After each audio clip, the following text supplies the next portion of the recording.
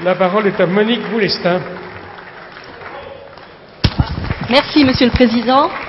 Mesdames et Messieurs les députés, Mesdames et Messieurs les ministres, ma question s'adresse à Monsieur le Premier ministre. Monsieur le Premier ministre, le prix du gaz va augmenter pour la 3e fois cette année. En janvier, nous avons subi une augmentation de 4%. En avril, une nouvelle augmentation de 5,5%.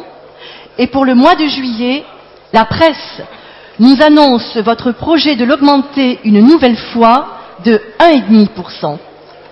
En 7 mois, c'est donc une augmentation de 11% qu'il faut comprendre, et en 2 ans et demi, une augmentation de 40%. Sans nier l'augmentation actuelle du prix du pétrole sur les marchés, nous savons tous que les salaires et les pensions ne sont indexés ni sur le prix du pétrole, ni sur celui du gaz. Vous touchez une fois de plus au pouvoir d'achat de tous les Français, chômeurs, salariés, retraités et collectivités locales, dont les dépenses contraintes ne cessent d'augmenter et sont pour la plupart devenues insupportables.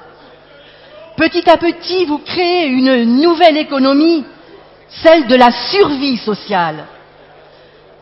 Monsieur le Premier ministre, il existe des moyens pour atténuer ces augmentations répétées. D'abord pour le gaz.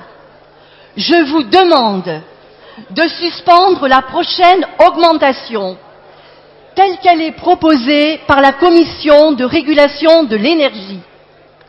Les actionnaires de Gaz de France doivent prendre toute leur part de l'effort demandé.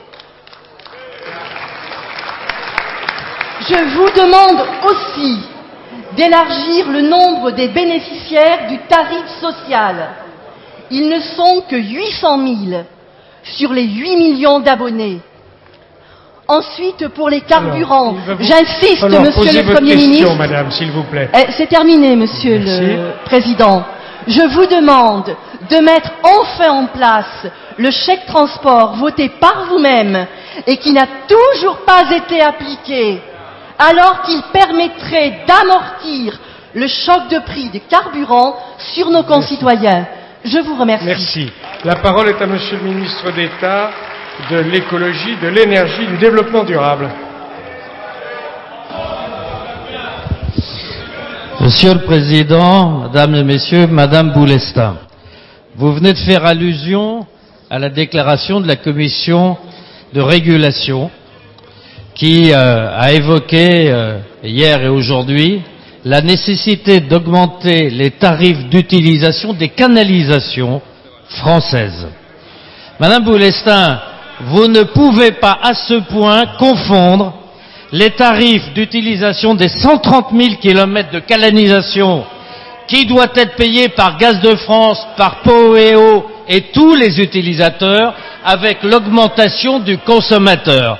Madame Boulestin, vous savez aussi bien que moi, premièrement, qu'il a été décidé de supprimer les canalisations en fonte grise qui sont dangereuses. Malheureusement, des drames récents nous l'ont appris.